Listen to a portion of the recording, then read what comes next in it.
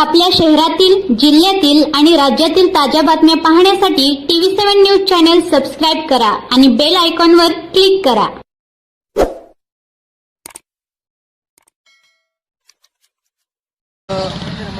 आज शेतकरी कामगार पक्षातून काही गद्दार लोक शेतकरी कामगार पक्षाला रामराम ठोकून भारतीय जनता पार्टीमध्ये प्रवेश केला. त्यांना शुभेच्छा आहे. पण जाताना संस्कार आबासाहेबांचे विसरून इथंच सोडून त्यांनी जाऊन दारूच्या बाटल्या बंगल्यावरती फेकलेल्या आहेत. ज्या बंगल्याला 50-55 वर्षे मंदिराचं स्वरूप आहे आणि आज पण ते मंदिरच आहे. त्या मंदिरामध्ये दारूच्या बाटल्यांनी दगडफेक केलेली आहे.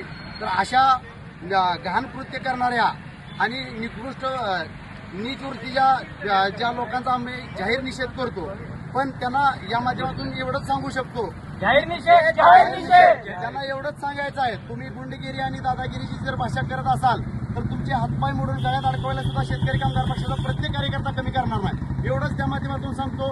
आणि इथून पुढं तालुक्यामध्ये असं जर घाण कृत्य कोण करत असेल तर त्यांना त्यांची जागा दाखवून देऊ. एवढं सांगलं. बाटल्या कोणी फेकल्या हे आम्हाला अज्ञातच व्यक्ती आहेत. पण जी रॅली सुरू होती, चाललेली होती, इथून भाजपचे झेंडे लावून जे चाललेले होते लोक, तर त्या लोकांपैकीच कोणीतरी बाटली फेकलेली आहे. तर त्याचा पोलीस प्रशासनाने शोध घ्यावा अशी आम्ही त्यांना विनंती करतो.